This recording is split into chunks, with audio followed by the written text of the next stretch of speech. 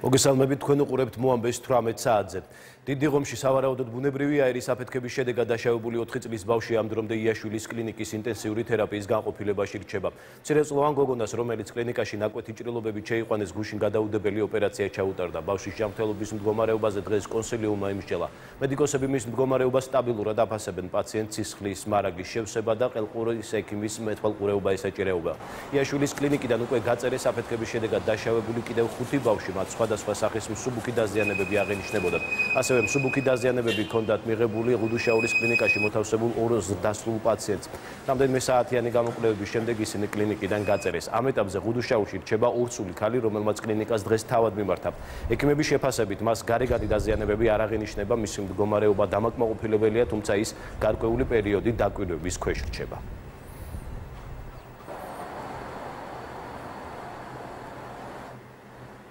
საქართველოში დღეს გლოვის დღეა. საცხოვრებელ კორპუსში მომხდარ აფეთქებას 4 ადამიანის, მათ შორის 1 ბავშვის სიცოცხლე ემსხვერპლა. 3 დაღუპული 1 ოჯახის წევრია.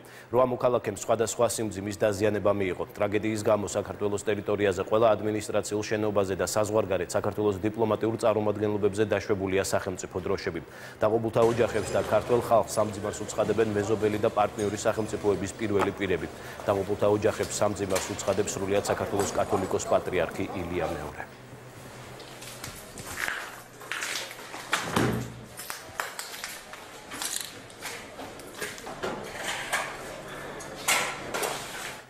დიდი ღომში ნავთანდილის ქუჩაზე აფეთქება ახლად აშენებული სახლის მე-6 სართულზე გუშინ დაახლოებით საღამოს 9-ის ნახევარზე მოხდა.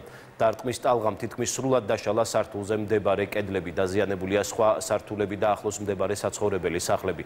კორპუსის დაზარალებული მობინადრეების სხვადასხვა თავშესაფარში რჩებიან. თბილისის მერიამ ისინი სასტუმროებში გადაანაწილა. საბურთალოს გამგეობის ინფორმაციით დაზარალებულები უზრუნველყოფილი არიან საცხოვრებელი პირობებით და საკვებით. ერთ-ერთ სასტუმროში გათავსებული მოქალაქეები დღეს თბილისის მერმა მოინახულა. მერიაში ასევე ამოქმედებულია ცხელი ხაზი, საჭიროების შემთხვევაში მოქალაქეებს შეუძლიათ დარეკონ ნომერზე 217 45 21.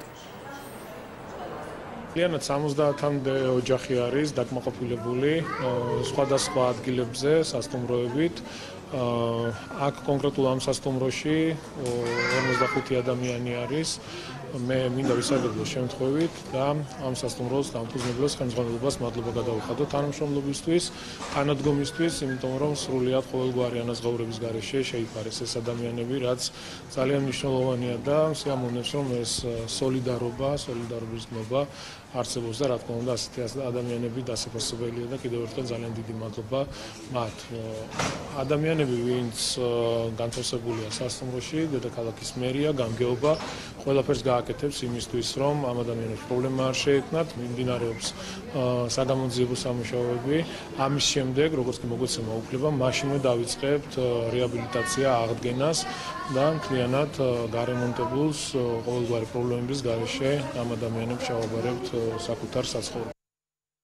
მთელი ღამის განმავლობაში ტრაგედიის ადგილზე შესაბამისი სამაშველო და საგამოძიებო სამსახურები მუშაობდნენ. პროცესი ამ დრომდე გრძელდება. დღის განმავლობაში მოხდა საფრთხის შემცველი სამშენებლო დეტალებისა და სხვა ნივთების გაუნებელყოფა.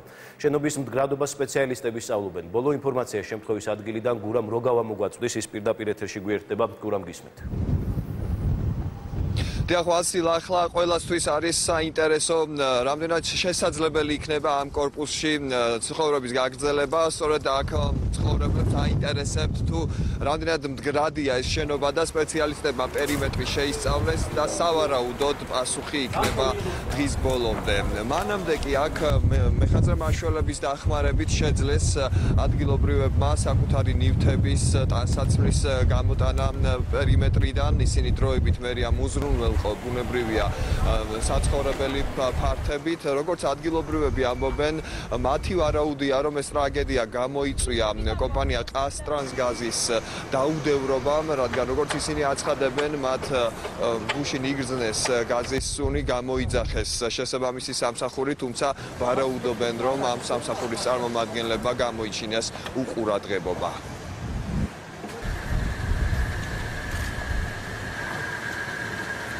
თუ შეიძლება უკაცრავად არსებობს კითხვები თუ შეიძლება გითხარათ გუშინ იყავით შემოწმებაზე არ ვიცით ვერ გეტყვით მე არ ყოფილა შემოწმებაზე რაიონული ბიზნეს ცენტრი არ ყოფილა შემოწმებაზე ვინ იყო შემოწმება არ ვიცით ვერ გეტყვით რაიონული ბიზნეს ცენტრი არ ყოფილა შემოწმებაზე უკაცრავად სამომადგენლოში იყვნენ და დაზიანებულ გუშინ იყავით საცხოვრებელ ბინებში თქვენ გაკისრებენ პასუხისმგებლობას თქვენ სამსახურს ჩემს სამსახურს თუ აკისრებენ მე არ ვიცი პირადად მე არ მეკისრებენ თქვენი სამსახურის წარმომადგენელი სახლი დაზიანებულია მაგრამ სხვებთან შედარებით გადავრჩით ანუ ისეთი ზარალი არ მიგვიღია რაც სხვებმა ნახევარზემეთ სულ დაენგრა სახლი და ჩვენ ახლა კარფანჯარა დაგვიზიანდა დიდი ისეთი არა ჩვენი სპინა კი 3 დღის წინ ჩვენ ვამონტაჟებდით გაზის გამათბობელს და საშინელი გაზის სუნი იდგა ისე რომ დავაფიქსირეთ დარაჯსაც ვთხოვეთ მოგვცა ტელეფონის ნომერიც ხელი ხაზის მაგრამ რეაგირება არ ქონია არ უპასუხია ცხელ ხაზზე როდესაც დავრეკეთ ეს აფეთქებამდე 3 დღით ადრე.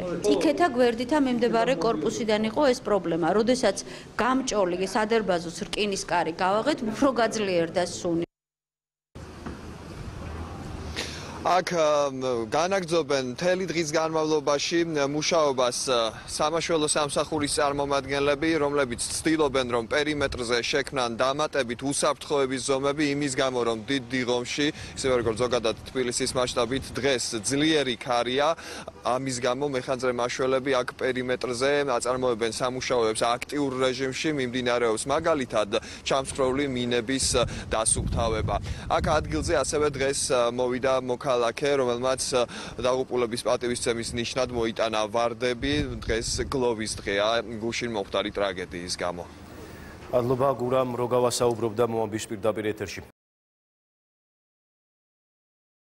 სავარაუდოდ ბუნებრივი აირის აფეთქებამდე ტრაგედიის ადგილზე გამოძახებული იყო ყაზტრანსგაზ თბილისის საავარიო სამსახური. კორპუსის მობინადრეები გაზის მკვეთრ სუნს მთელი დღის განმავლობაში გრძნობდნენ, თუმცა შემოწმების შემდეგ გაზგამანაწილებელი კომპანიის თანამშრომლებმა ადგილობრივებს უთხრეს, რომ პრობლემის იდენტიფიცირება ვერ მოხერხდა, რის შემდეგაც მათ ტერიტორია დატოვეს.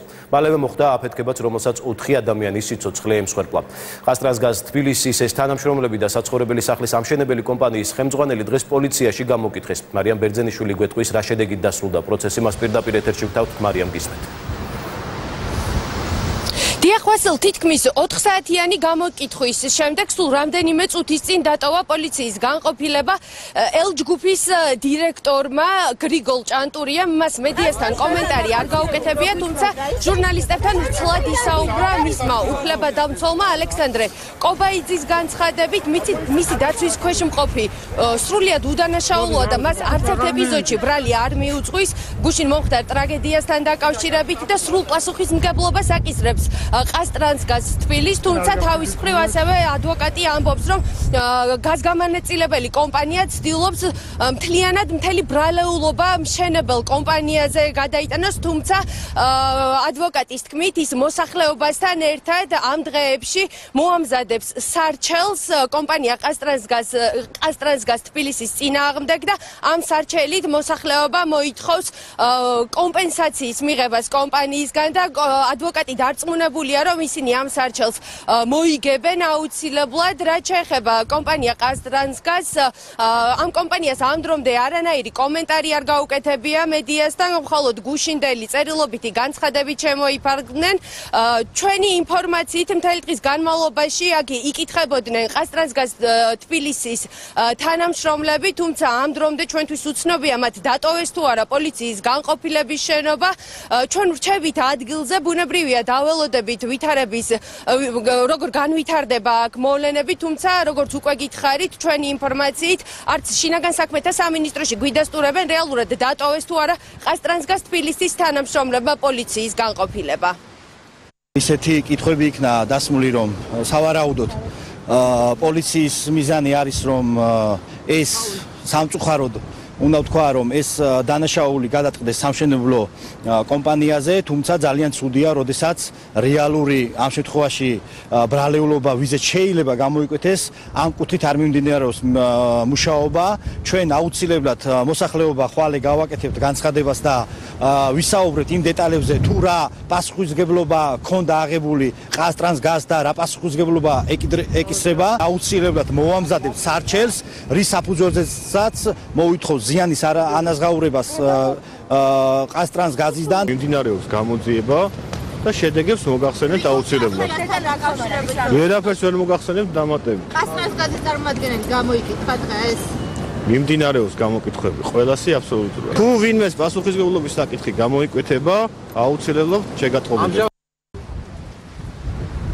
მე შეგახსენებთ, რომ ავთანდილის ქუჩაზე გუშინ საღამოს ბუნებრივი აირის გაჟონვის შედეგად ძლიერი აფეთქება მოხდა, რა დროსაც 4 ადამიანი გარდაიცვალა, მათ შორის 1 მცირეწლოვანი ბავშვი და 8 ადამიანი დაშავდა.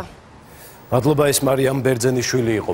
ბოლო 3 წლის განმავლობაში ბუნებრივი აირისა თუ მხუთავი აირის ინტოქსიკაციის შედეგად თბილისში 89 ადამიანი დაიღუპა. ყასრასგაზ თბილისის ინფორმაციით 2018 წელს დედაქალაქში CO2 მოწამვლის 98 და გარდაცვალების 27 ფაქტი დაფიქსირდა. 2017 წელს 62 ადამიანი მოიწამლა, 30 კი დაიღუპა. 2016 წელს მოწამვლის 125 და გარდაცვალების 29 შემთხვევა დაფიქსირდა. კომპანია ყასრასგაზ თბილისში აცხადებენ, რომ დიდ დიღომში მოხდა ტრაგედიასთან დაკავშირებით დამატებით განმარტებებს დღის განმავლობაში გააკეთებენ. დიდ დიღომში საცხოვრებელ კორპუსში აფეთქებასთან დაკავშირებით პასუხისმგებლობაზე წინასწარ საუბრისგან თავს იკავებს თბილისის ვიცე-მერი ირაკლი ხმალაძე. მისი განმარტებით საუბარი იყო აღნიშნული ახალაშენებული კორპუსის ექსპლუატაციაში მიღებაზე, თუმცა ეს არაფერს სulis, რადგან მერიის მიერ ექსპლუატაციაში შენობის მიღება არც გაზის სისტემის უსაფრთხოებას ადგენს და არც უსაფრთხოების ნორმებთან შესაბამისობას. ამასთან მისი თქმით, პასუხისმგებლობასა და თვითშეგნების გულისხმიერების უფრო მაღალი გრძნობა უნდა გამოავლინონ როგორც კომპანიებმა, ისე მომხმარებლებმა. გაზის სისტემის უსაფრთხოებას მერიის მხრიდან ექსპლუატაციაში მიღება არც ადგენს და არც უსაფრთხოების ნორმებთან შეუსაბამობას გამოავლენდა. ეს არის ენერგოკომპანიების პასუხისმგებლობა, მათზე არის დელეგირებული ეს უფლებამოსილება და პასუხისმგებლობები ამდენად ისინი წარმოადგენენ დისტრიბუციის ლიცენზიატებს, გაზის პასუხისმგებლობაში და დენით შესაბამისად აქ მე არ მინდა კიდევ ერთხელ ვიძახი წინასწარ ვისაუბრო პასუხისმგებლობებზე, მაგრამ ცხადია, რომ რაც გაკეთდა, ეს არ იყო სწორი და სამწუხაროდ საქმე გვაქვს უკვე დანაშაულთან, იმიტომ რომ სერიოზული დაუდევრობის შედეგად მივიღეთ რაღაც დიდი ტრაგედია. პასუხისმგებლობის კიდევ უფრო მაღალი და თვითშეგნების და გულისხმიერების კიდევ უფრო მაღალი თვისება უნდა გამოავლინოს როგორც კომპანიებმა, ასევე არ შემიძლია თქვა მომხმარებლების მხრიდანაც საჭიროა ესეთი ყურადღება, იმიტომ რომ დღეს ქალაქში კიდევ გვაქვს სახეზე კუსტარული მიერთებები, თვითნებურად დამზადებული გამათბობლები, რომელიც დადასტურებულად შემიძლია თქვა, რომ ეს არის რისკის მატარებლები. ამაზე ჩვენც უნდა ვიფიქროთ მომხმარებლებმა და რა თქმა უნდა კომპანიების მხრიდან უნდა იყოს შესაბამისი რეაგირება. ვინ უნდა იზრუნოს, რომ საქართველოში ბუნებრივი აირის მიმართულებით უსაფრთხოების სტანდარტები გაიზარდოს. ენერგეტიკის მარეგულირებელ კომისიაში აცხადებენ, რომ ეს პირველ რიგში უნდა მოხდეს საკანონმდებლო დონეზე და არის მთავრობის პრეროგატივა. კომისიის წევრი გიორგი ფანგანი ამბობს, რომ უწყება მზად არის ჩაერთოს სამუშაოში. ის ურჩევს ენერგოომბუდსმენს შესაბამისი წინადადებებით მიმართოს მთავრობას. ერთ-ერთ გამოსავლად ფანგანი ისეთი კომპანიების ლიცენზირებას ასახელებს, რომლებიც პასუხისმგებელი იქნებიან შიდა მოხმარების ქსელის კონტროლზე.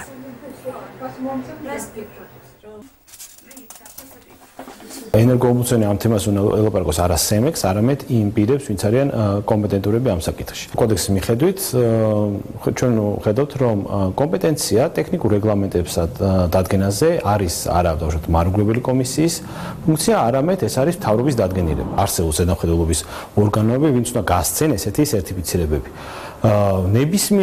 ნებისმიერი აბსოლუტურად ნაბიჯი, რომელიც იქნება მიმართული უსაფრთხოების ამაღლებისკენ, არა მხოლოდ მივესალმებთ, არამედ თავიდან მოვლენილ იქნება ჩართულები და ვართ კიდევაც.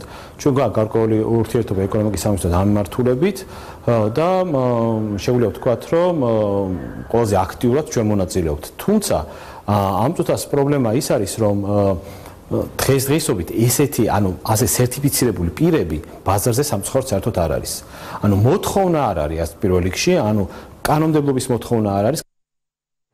რა პრობლემებსა და გამოსავლის გზებს ხედავს ენერგოომბუდსმენი სალომე ვარდიაშვილი პირდაპირ ეთერში გვერდება. მოგესალმებით, მადლობთ რომ მონაწილეობთ გადაცემაში. ქავტონო სალომე, თქვენ დღეს გაავრცელეთ განცხადება. თქვენ დღეს გაავრცელეთ განცხადება, სადაც რამდენიმე მიმართულებაზე არის აქცენტი გაკეთებული. ერთ-ერთი არის სისტემური პრობლემა და რასაკვირველია, თქვენ საუბრობთ კომპანია ყაზტრანსგაზის პასუხისმგებლობაზე.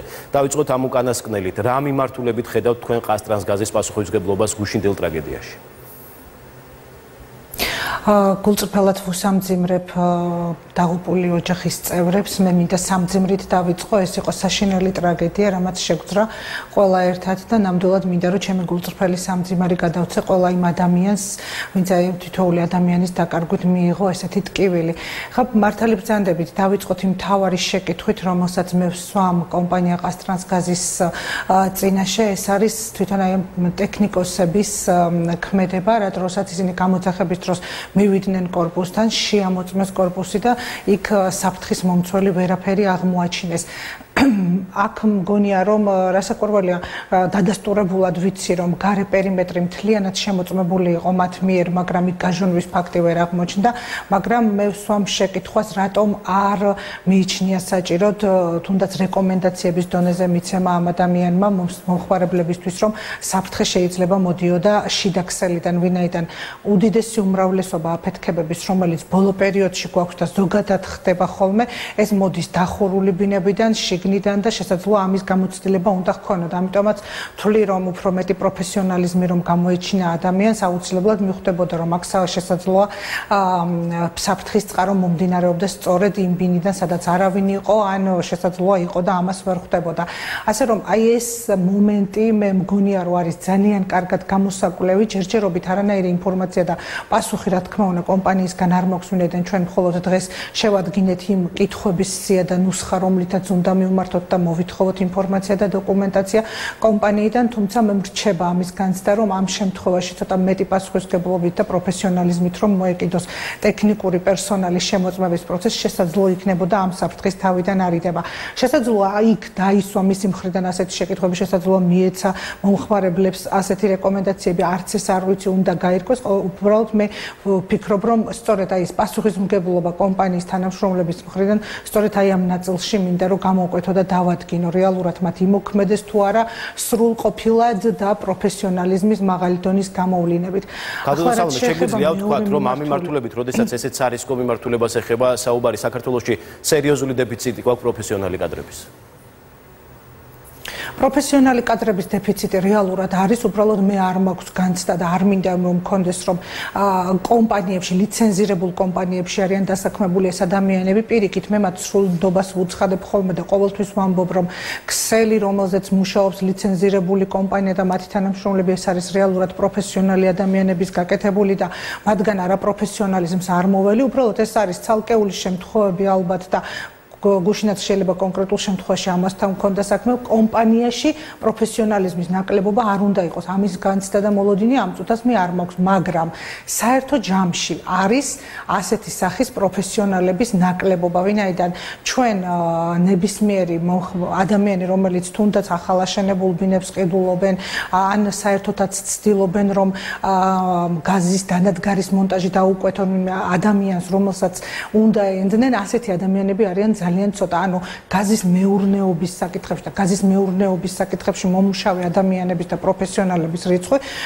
მე ვთვლი რომ დღეს საქართველოში ნამდვილად რატომ გვაქვს ეს მდგომარეობა? სამწუხარო ტრაგიკული შედეგი გუშინ დადგა და ეს არ არის პირველი შემთხვევა. რატომ გვაქვს ესეთი ვითარება საქართველოში და რაში ხედავთ თქვენ გამოსავალს? სემეკში აცხადებენ რომ თქვენ უნდა მიმართოთ მთავრობასთან, მთავრობამ უნდა შეიმუშაოს გარკვეული საკანონმდებლო რეგულაციები. დიახ, მე მთელი დღე სწორედ ამაზეც ვსაუბრობ, რა თქმა უნდა ეს მარეგულირებელი კომისიის რეგულირების ქვეშ არ არის, იმიტომ რომ აქ შიდა ქსელის მოწყობაზე მქონდა მთელი დღის განმავლობაში საუბარი და ეს მხოლოდ ტექნიკური რეგლამენტით თუ დარეგულირდება, რომელიც რაც საკვირველია მთავრობის დადგენილება არის. მე უბრალოდ ვახსენე, არ ვიცი დღეს რომ მე მოვისმენთ მარეგულირებელი კომისიის პოზიციასაც, რომელიც აუცილებლად საინტერესოა, ჩვენ უნდა გავითვალისწინოთ და მივიღოთ სწორედ მათი ტექნიკოსების რჩევებით და იმ პროფესიონალი ადამიანის რჩევებით, რომლებიც კომისიაში არიან დასაქმებული.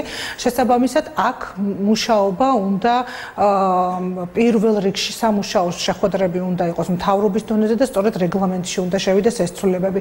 მე საუბარი მაქვს შიდა ქსელის მოწყობის პრობლემატიკასთან, რა დროსაც ჩვენ არ ვიცით რა ვის ვანდობთ, როგორ ადამიანებს ვანდობთ ამ შიდა ქსელის მოწყობას. ვინაიდან კომპანია არც ყაზტრანსგაზი, არც სოკარი, არც სხვა ლიცენზირებული კომპანიები არ არიან ამაში ჩართული და ძალიან იშვიათად თუ შეხვდებით რომ სწორედ მათ დაუკვეთან ამ შიდა სამუშაოების შესრულება გამოსვლების ან თუნდაც ტექნიკური ზედამხედველობის განხორციელების უფლებამოსილება კერძო მშენებლებმა. ასე რომ ჩემი აზრი ასეთი არის, რომ გაზის სისტემებთან დაშვების უფლება ყველას არ უნდა ჰქონდეს. ამ შემთხვევაში ჩვენ უნდა გვყავდეს სპეციალისტები, ყოველ შემთხვევაში ზედამხედველი პირები მაინც, ვინც ამას გააკონტროლებენ, უნდა იყვნენ კვალიფიციურები, ლიცენზირებულებიც და შეიძლება დადგინდეს რეგულაციით, რომ ისინი იყვნენ შესაბამისი სერტიფიკატის მქონე ადამიანები. უნდა გვყავდეს და შეიძლება დადგინდეს რეგულაციით. როდი შეიძლება ეს მოხდეს? ჩვენ ვხედავთ, რომ გუშინ ამ ტრაგედიას 4 ადამიანის სიცოცხლე შეეწირა.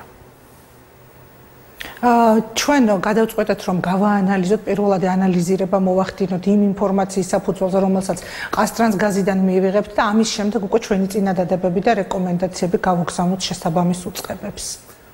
დღეს თუ გქონდათ კოორდინაცია ან საუბარი რომელიმე სამთავრობო უწყებასთან ამ საკითხთან დაკავშირებით, ისინი ხომ არ დაკავშირებიან პირადად თქვენ? მე მხოლოდ პარლამენტიდან დამიკავშირდნენ კონკრეტული პირები, რომელსაც აინტერესებდათ და ჰქონდათ ინტერესი ამ საკითხთან დაკავშირებით და რა თქმა უნდა პირველადი ინფორმაციები მათაც მივაწოდე. მე ვთვლი, რომ ინტერესი ამასთან დაკავშირებით არსებობს. ჯერ კიდევ წუხელ-გვიან ღამემდე ვიმყოფებოდით შემთხვევის ადგილზე და ასევე ადგილზე გავესაუბრე ქალაქის მერს და ბატონ პრემიერს, ასე რომ ამ საკითხის ირგვლივ მუშაობის მზაობა მე ვიცი, რომ არსებობს. უბრალოდ ჯერ კონკრეტული მიმართულებები არც ჩვენი მხრიდან არის გაჟღერებული და ამასთან დაკავშირებით ძალიან ცოტა დრო არის გასული და ჯერ არც არ ვიცი არის თუ არა ამაზე სამუშაოები დაწყებული, ასე რომ მე ვფიქრობ, რომ რაღაც ანალიზის შემდეგ შევძლებთ შესაბამისი კონკრეტული წინადადებების წარმოდგენას. მადლობა ენერგოომბუდსმენი სალომე ვარდიაშვილი გვერდებოდა პირდაპირ ეთერში. მადლობას გიხდით, რომ მიიღეთ მონაწილეობა გადაცემაში. განვაგრძობთ გამოშვებას. ქალაქ რუსთავში ბოლო 18 დღეში მხუთავი აირით 18 ადამიანი მოიწამლა. ახალი წლის დადგომიდან ქალაქში CO2 ინტოქსიკაციის 6 შემთხვევა დაფიქსირდა. საბედნიეროდ ექიმებმა ყველა მოქალაქის გადარჩენა შეძლეს. რუსთავში მხუთავი აირით მოწამვლის მაჩვენებელი კიდევ უფრო საგანგაშო გახდა. ყოველ მესამე დღეს 120,000-იან ქალაქში ბუნებრივი აირის ნამწვით თითო ოჯახი იწამლება. სოკარგაზის წარმომადგენლების განმარტებით ბინებში დამონტაჟებული წყლის გამათბობლების მილების თითქმის 99% სავენტილაციო სისტემაში გადის და რამდენიმე ოჯახის მიერ გამათბობლის ერთდროულად გამოყენების შემთხვევაში CO2 მოწამვლის რისკი კიდევ უფრო იზრდება. გასულ წელს რუსთავში ბუნებრივი აირის ნამწვით 175 მოქალაქე მოიწამლა, ერთი გარდაიცვალა. კიდე კაი მოვიდა შვილიშვილი. მეთქი მიხედე დედიკოს იქ ოთახში რაღაცა დავარდა, ვერ მივდივარ, ფეხები ვაფშე გამეთიშა. მეზობელს უცებ დაურეკე, მეთქი სასტრაფო გამომიძახეთ, მეთქი ძალა აღარ ამაქვს, მეთქი. კიდე კაი, აი პროსტა დღისით ყველაფერი მოხდა, თორე ღამე აქედან არ ვიცი, შვილიშვილის ყველა აი არ ვიცი რა იქნებოდა, საშინელება იქნებოდა. საკმარისი არ ვერთი 4-5 ერთად ჩაითოს ეს წარმომადგენელი უკვე როგორც გინდა სულთა იყოს ეს სავენტილაციო არხი, ფიზიკურად მაინც ვერ გაატარებს ზევით და ტრიალდება უკან ოთახში. ამიტომ ჟანგბადი აღარ არის ოთახში, შეწოვილი აქვს უკვე. წვას ხო მოხმარდა ის ჟანგბადი. ახალი ჰაერი არ საიდან არ შემოედინება, სიცივის გამო რომ პანჯარას არ აღებენ და სავენტილაციო არაფერი არ აქვს. და მაგ დროს უკვე ხდება ეს ინტოქსიკაცია. გინდათ ჩაუხსნათ, ხო? როგორ ჩვენ წელიწადში ერთხელ უნდა მივიდეთ და ან ამოწერის დროს და გამოხვალ თუ არა ეგრევე მიერთებული აქვს და ის თლიანად დანადგარის მოსთან და გაზი რო შეუწყვიტოთ, მაგის უფლება არ აქვს. საქართველოში წითელას ინფექციური ვირუსის ეპიდაფეთქება. დაავადებათა კონტროლის ცენტრი წითელას ვირუსის საწინააღმდეგო აცრების ჩატარების რეკომენდაციას გასცემს. ამერან გამყრიძის ინფორმაციით, შემთხვევები მნიშვნელოვნად იზრდება. 1 იანვრიდან დღემდე უკვე 312 შემთხვევა დაფიქსირდა. გამყრიძის თქმით, ინფექციური ვირუსის სერიოზულ გართულებებს იწვევს და მას შეიძლება მოყვეს ლეტალური შედეგიც. ალბათობით წითელა არ დაგემართება. სერიოზულად იზრდება წითელას რაოდენობა ქვეყანაში. ჩვენ მას ვერ შევაჩერებთ იმუნიზაციის და აცრების გარეშე. ქვეყანაში არის საკმარისი მარაგი ვაქცინების. თუ ბავშვი აცრილი არ არის, მიიყვანეთ და აცერეთ. ასევე ყველა ადამიანს ვთხოვ 20-დან 40 წლის ასაკში ადამიანებს. თუ არ გახსოვთ, რომ აცრილი ხართ თუ არა ხართ, ან გადატანილი გაქვთ თუ არა გაქვთ გადატანილი, არაფერი პრობლემა არ არის. ერთი დამატებითი ინექცია წითელას ვაქცინისა მიბრძანდით თქვენს პოლიკლინიკებში და აიცერით. უფასო ამას ყველაფერს აკეთებს სახელმწიფო. უამინდობა საქართველოში გუდაური კობის გზის მონაკვეთზე მოძრაობა კვლავ აკრძალულია. შეზღუდვა უკვე მესამე დღეა. მოქმედებს სატვირთო და მსუბუქი ავტომანქანები, რომლებიც ლარსის გამშვები პუნქტისკენ მიდიან, ჟინვალთან არიან გაჩერებულები. ადგილზე გაშალეს სპეციალური კარავი, სადაც 50-მდე საწოლი განთავსდა. ის მგზავრები, რომელსაც მცირეწლოვანი ბავშვები ყავთ, საოჯახო სასტუმროებში მოათავსებს. სინოპტიკოსები ამინდის გაუმჯობესებას ხვალიდან ვარაუდობენ.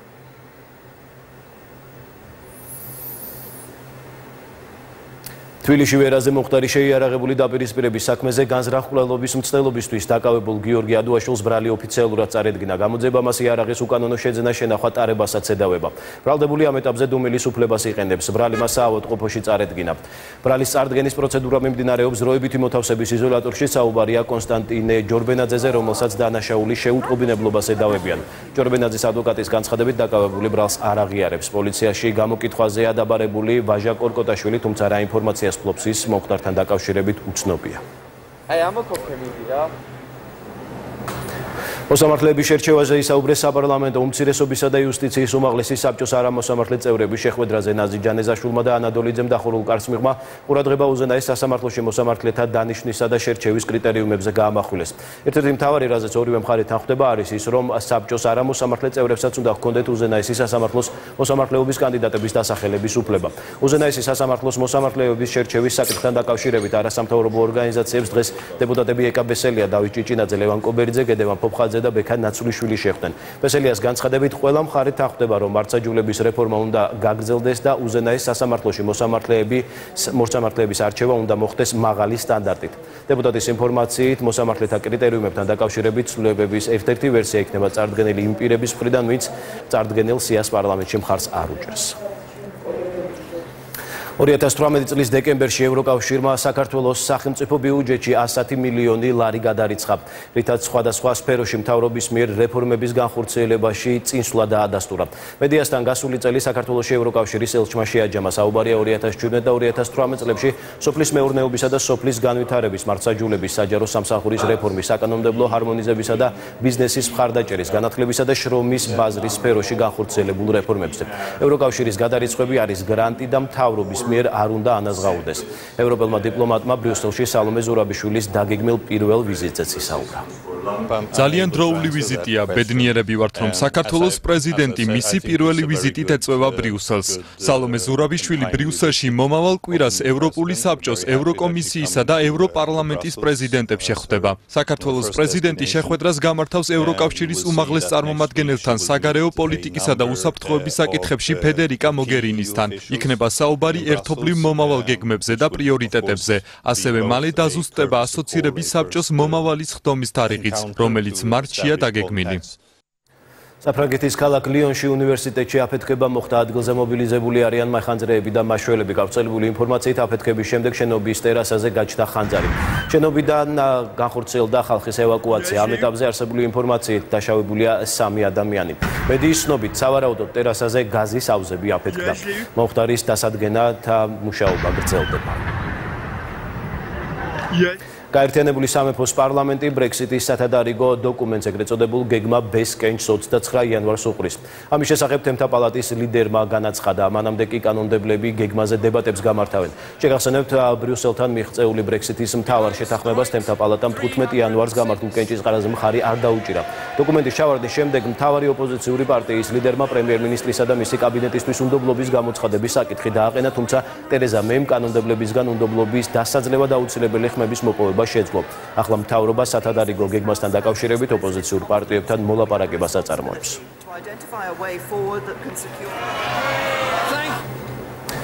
ჩრდილო კორეის მთავრობის წარმომადგენელი ამერიკის შეერთებულ შტატებში მოლაპარაკებებს გამართავს. სამხრეთ კორეული მედიის ინფორმაციით, კიმ იონ ჩილი პეკინის აეროპორტში ჩავიდა და დღის ბოლოს სავარაუდოდ ვაშინგტონში გაემგზავრება. გამოცემა წერს, რომ ამერიკის შეერთებული შტატების ხელისუფლების წარმომადგენლებთან შეხვედრაზე განხილვის მთავარი თემა ამერიკის შეერთებული შტატების პრეზიდენტისა და ჩრდილო კორეის ლიდერის მეორე სამიტი იქნება.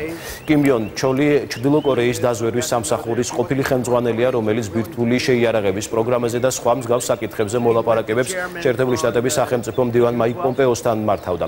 დონალდ ტრამპისა და კიმ ჩენ ინის პირველი სამიტი გასული წლის ივნისში სინგაპურში გაიმართა. ტრამპის ადმინისტრაციის სამშვიდობო ინიციატივა პალესტინისთვის მდინარე იორდანეს დასავლეთ ნაპირის 85-90%-ის მიკუთვნებას ითვალისწინებს. ამის შესახებ ინფორმაციას ისრაელის ერთ-ერთი ტელეკომპანია ავრცელებს. მედიის ცნობით, ახალი სამშვიდობო გეგმის მიხედვით პალესტინის სახელმწიფოს დედაქალაქად აღმოსავლეთ იერუსალიმის არაბული უბნები განიხილება. სამშვიდობო ინიციატივის მიხედვით დასავლეთ იერუსალიმზე კონტროლს ისრაელი შეინარჩუნებს.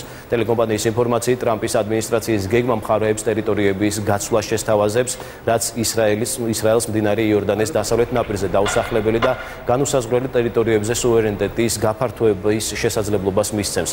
ისრაელის ტელეკომპანიის მიერ გავრცელებულ ინფორმაციას ახლო აღმოსავლეთის საკითხებში თეთრი სახლის საგანგებო დესპანი გამოეხმაურა და მას მწდარი უწოდა.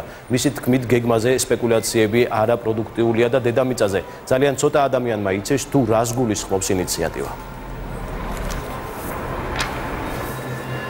კვლავ საქართველოს ეროვნულმა ბიბლიოთეკამ ცნობილი ფოტოგრაფი შაჰვალად აივაზის პერსონალურ გამოფენას უმასპინძლა. ექსპოზიციაზე წარმოდგენილი იყო 100-მდე ფოტო. ნამუშევრები 1990 წლის 20 იანვარს ბაქოში საბჭოთა არმიის მიერ მშვიდობიანი მოქალაქეების დარბევას ასახავს, რის შედეგადაც 130 ადამიანი დაიღუპა. დღევანდელი გამოფენა, რომელიც აზერბაიჯანის საელჩოს მიერ იყო ორგანიზებული, სწორედ 20 იანვრის ტრაგედიის მსხვერპლთა ხსოვნას მიეძღვნა.